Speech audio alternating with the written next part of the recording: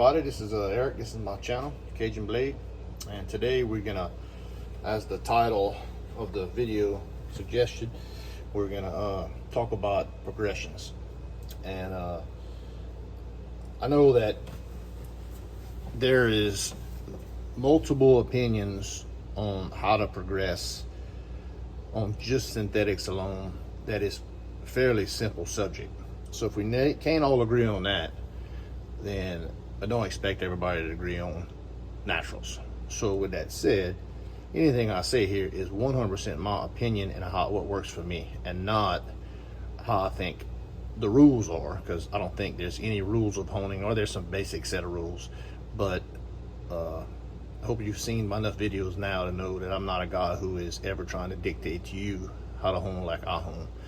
I do believe wholeheartedly that every honer should, in fact, do his own testing and develop his way that suits a basic way of honing that we all follow. But you're going to do everything a little different from the next guy. The way I hone is pieces from I've learned from different people. How I hone a cuticle is pretty much exactly like I've been taught by one guy who I feel is incredibly knowledgeable. But that's for synthetics. You know, I progress the same as everybody else, but pressure and slurry may be different. Doesn't mean it's right or wrong. I'll let the home masters decide what's wrong or right or wrong. That's not my job. I'll just tell you how I hone. So with that said, I'm gonna start with something that basically we all know, right? When you're on synthetics, we're gonna progress from a coarser grit to a finer grit to get your razor into a comfortable shaving level. You're gonna sharpen early on and polish later on. Okay, so first let's talk about the bevel setting process. So I use a 1K or a 3K early on. Okay, so my razor, I'm not gonna move off whatever I start at until I can shave arm hair off of the skin. Everybody's a little different. Some people use a tomato test, some people use a packing peanut resistance test, some people use strictly by visualization. None of that is wrong. None of it is wrong. My preference, I've done all of them, but I feel I'm in a place where I'm happy with what I'm doing. I'm comfortable with popping arm hair and then moving on. I do not move on with a razor I have to struggle to shave early in the process. I'm not gonna do that because it's not ready. Right? In my opinion, it's not ready. It makes everything else go better. I should be able to shave my face off of one of these. Is it going to be enjoyable? No, it won't. I mean, the aftershave won't.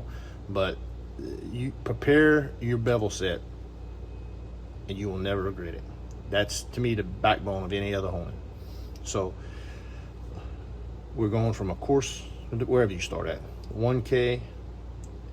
I personally will use more pressure on a bevel set and ease up, and then use basically the same pressure all the way across my synthetics. Synthetics are made to where you should be able to use the same pressure, and you should you let the abrasiveness in the particles in the stone do the work.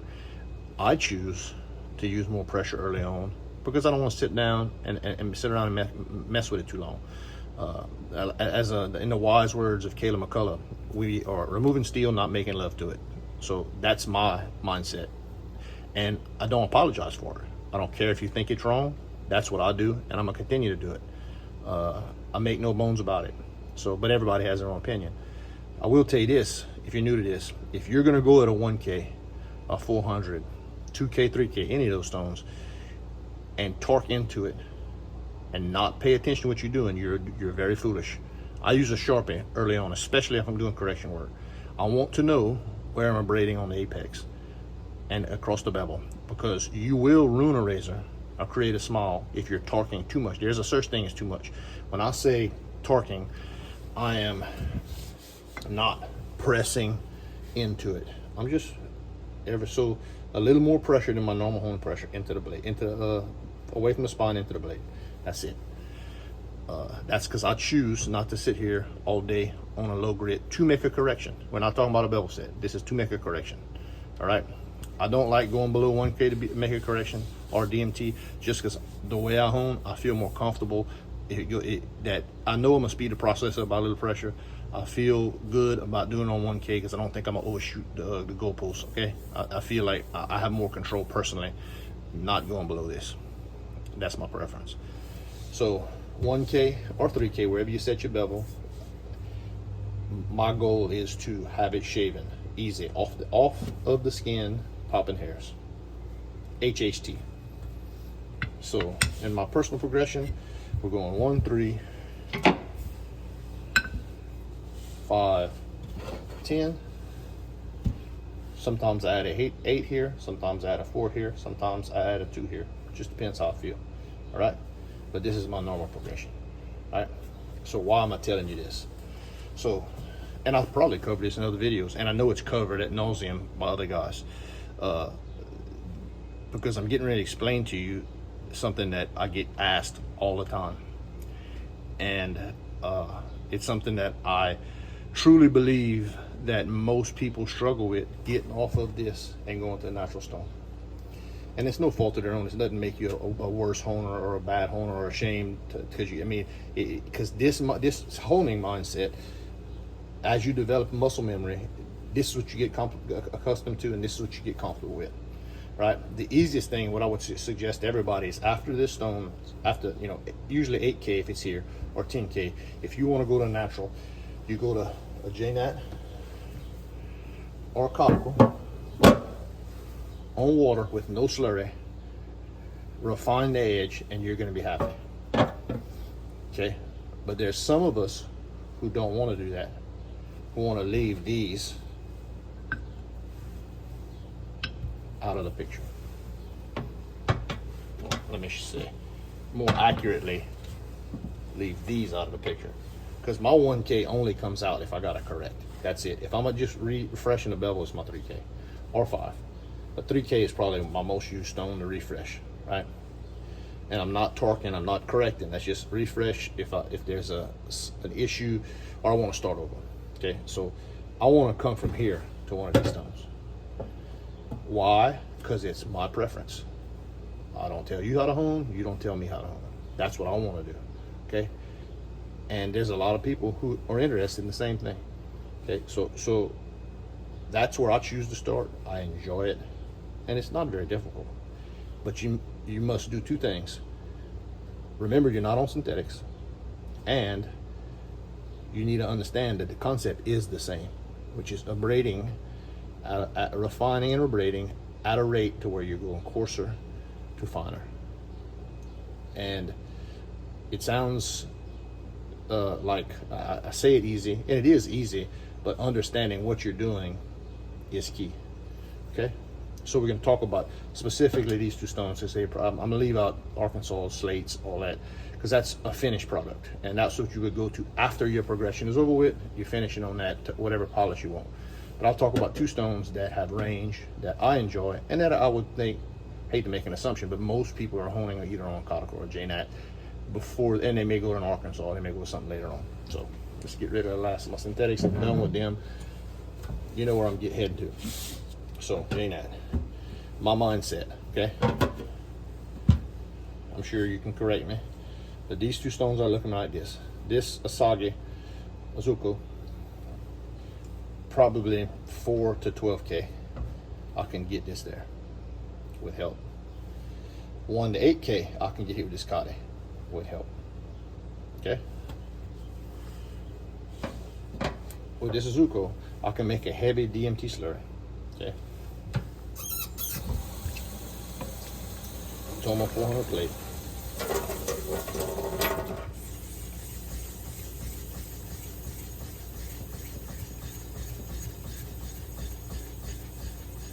This is an Alex Gilmore stone. He hones with some of the best JNats. That's, you know, our Keith Johnson, they have elite JNats, right? So most of us not gonna pay $1,000 for a stone. So I can take this dense-ish slurry, and it'll probably get me in the mid-range. I hate to put a grid on it, after 4, below 8. And then this slurry on a JNat will, in fact, break down. It may take multiple of these slurries to go from a scratch pattern that you don't want, which would have been coming off a synthetic or another natural, to a good Kasumi finish. And once I would find that with my loop, then I would start a process of using less slurry or letting it break down. As this, I may take 3 of these slurries to do it. And once I get it where I want it, I'll keep breaking this slurry down and then move towards a thinner slurry with water. And when I finish, if I don't want to finish in water, I may just make a misty slurry, which would look something like this.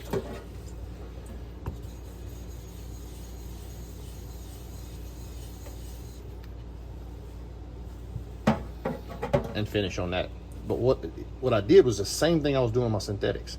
I had a starting point of a coarser particulate on this stone, and I braided using pressure, which may not torque, but a little pressure on, finishing on featherlight pressure to simulate or to generate less abrasive qualities as I move on, right? And move from a mid-range to a polishing effect. Okay, another way to do this.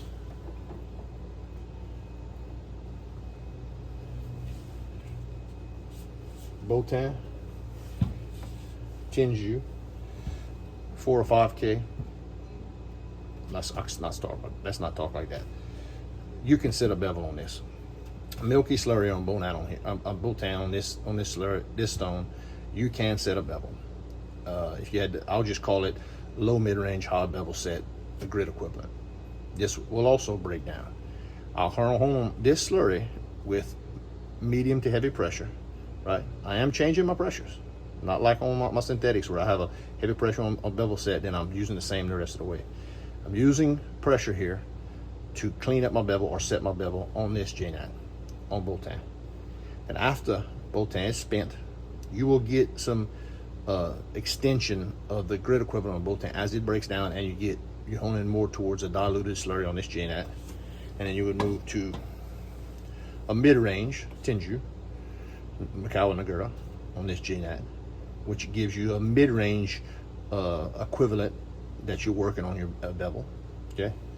And then, I guess, depending on the opinion, once this is spent and you have done the work and you notice with your loop, you've done the work here, right, or in your HHT, then you would move to your finishing, which some people like to finish on Majuro and some people on Koma. You can also finish on a Tomo or a light misty slurry using this stone's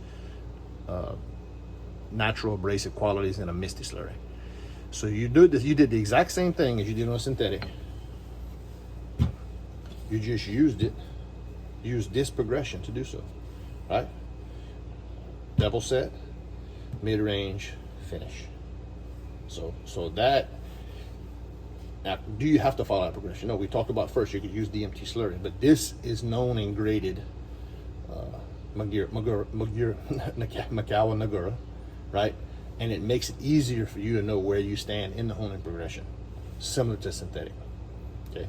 It is not required to hone on a J9, you know, and most people, as a matter of fact, I suggest most people I've talked to is go ahead and use your synthetics up to 8K and then jump on this with Misty Slurry, and then you're gonna get the same effect of what I'm doing right here. But like I said, this is a choice that some of us make that I like to do, and I feel I find a difference, okay? And that don't mean if you don't find a difference that this is wrong. I mean, it may be you need to work on it a little bit, you know? One more thing with a J-Nat. You also have, not all J-Nats are created equal. This is a hard fine stone. It really is limited if you don't have Makawa Nagura. This is a piece of Kudo Suido. This stone here is an excellent one home stone. You don't need to Nagura. That's something special about Kudo Suido. It is fast on a bevel set, and on this stone I do finish with water. You can use the same slurry that you set a bevel or increase it with a DMT and hone it all the way to finish. Will it be as good as this one? No. But just to show you, as in cauticles, not every J-Nat is created equal, okay? And not all Suida is knife Suida. This little stone right here, I stumbled across this and I wouldn't sell it for nothing. It's versatile, it's fun, it's small, but a big piece is incredibly expensive. So that was our progression on a JNAT. Okay, remember we're doing the same thing as a synthetic progression, just we're choosing to do it on a Japanese natural. The principle's the same. Caudicle, which is to me my favorite stone, and once you understand them, the easiest stone to hone on. So I know it's been said many times by a certain person on YouTube that, you know, only 1% of cauticles are good for razors. I think the truth be known is that only, not 1%, but I'd probably say only 20% of honers have the ability to hone on a caudicle. And it's not the stone's fault. It is 100% the honer's fault. Also, the same guy who talks about that sells cauticles. So, I mean, it's in his best interest to say only 1% cauticles you can hone a razor on, but I just so happen to have those cauticles if you buy them from me. I mean, come on, guys. It has used car salesman written all over it. So, anyway, every cauticle I've ever touched could sharpen a razor in some capacity. You got to do different things with them. They finish a little different, but that's the fun part. If you don't enjoy that, then don't hone a cauticle. I mean, it's as simple as that. Everybody has a choice. So, am I making a blanket statement that a cauticle is a magic stone? Absolutely not. It takes work, but I enjoy the puzzle. I enjoy the process. So, with this cauticle, this little slurry stone here, which is actually, these are the two best cauticles that I've ever put my hands on. Hands down. Better than my La Viennette. Both, you guess, as good as mine, the exact vein. They both finish. This is a glued combo. This is a natural combo. This is a 3 3/4 by right at 2. This is a 2 1/4 by 10. So, but this, I would put this work I do on a caudal somewhere between 1 and 8K. Can you extend it past that? You can, using all soap, glycerin, a fine touch. So with this cauticle, I'm gonna go ahead and lap my pencil marks off of here.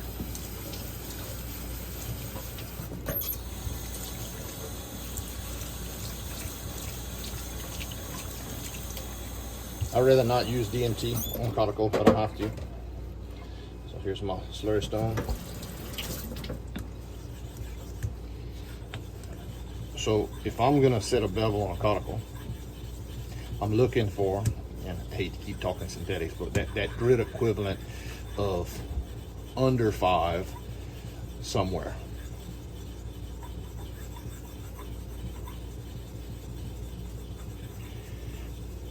Everybody hones on a cauticle a little different. I choose not to waste time early on. And if you say, well, that slurry is going to set your edge back, well, I know my edge is going to be set back. My edge wasn't there to start with. So, I mean, I think that's a lot of catchphrases that we use in this. When we don't understand the process, we make statements like that. And sometimes they're accurate. They are very accurate. You can set an edge back. What I'm telling you is, if you don't have a razor that's not ready to hone, if the bevel isn't set, then you're not setting it back past dull. That's my point.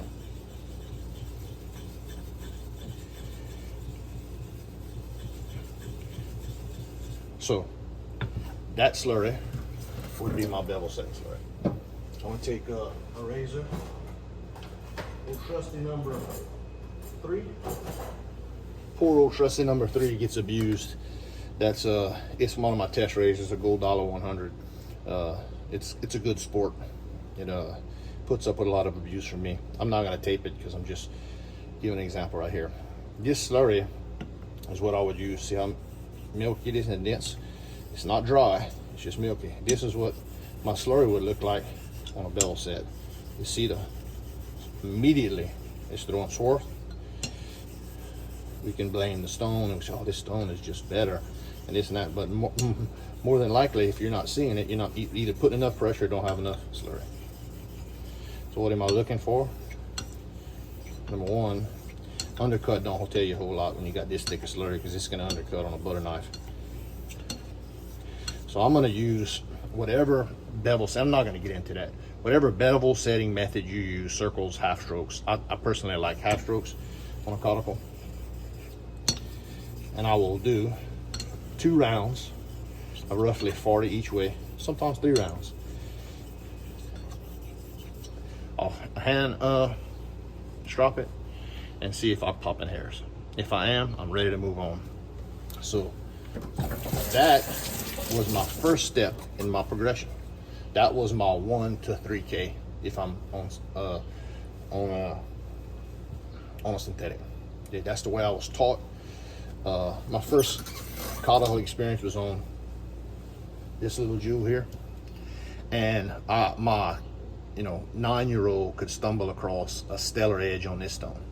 It's just brain dead easy, right? And I thought all cauticles that way, and that's not the case. It takes trickery. Or figuring out, I should say. So getting into other stones, I did struggle, and I reached out, and I was lucky. One of the first guys I reached out to is a excellent caudicle honer, and I respect him a bunch. That's my buddy Rick, and really helped me out, And a couple things. He got him in the right direction, encouraged me to not be closed-minded and try different stones and try different methods, and it man, couldn't appreciate it more. So next stage is after I got my bevel set would be my dilution or my delicate. I can't say that shit. So anyway, so when I start on that, wet my stone a little bit. My slurry is not going to be quite as much as a bevel setting slurry.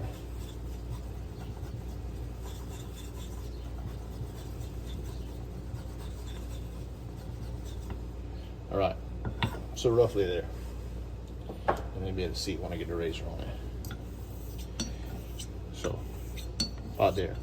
So I won't go through the whole dilution, but you know the principle. So what I'm doing here is I'm working this slurry, and I'm still basically almost a bevel setting slurry. And I will go real,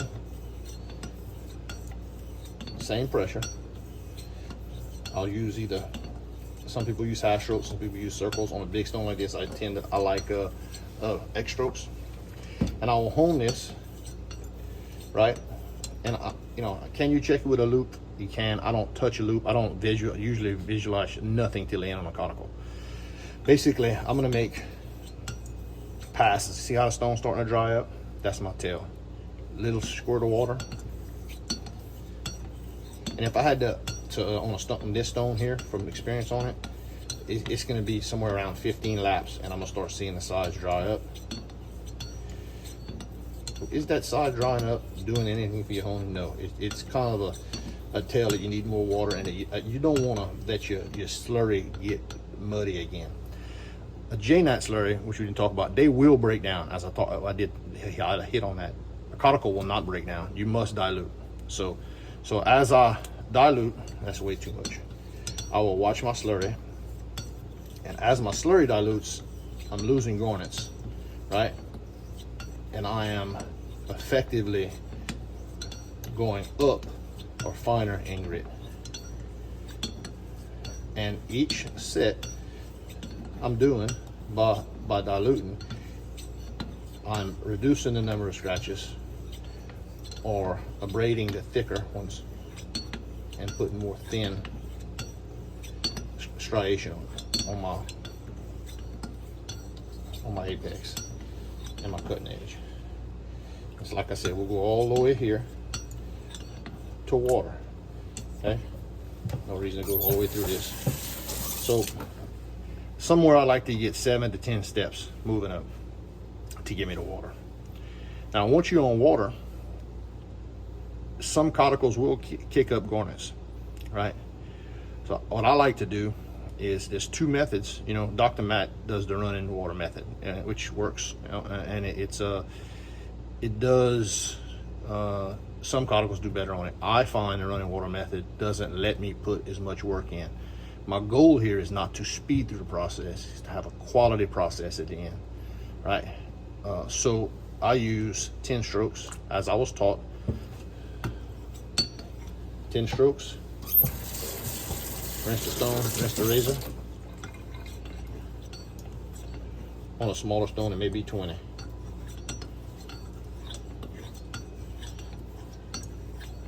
$10, $15, wherever that magic number is. Wash your stone if you don't have a sink. Wash the razor. I'll do a minimum of 100. What I'm watching here, I'm trying to not have too much water on it, is watching undercut.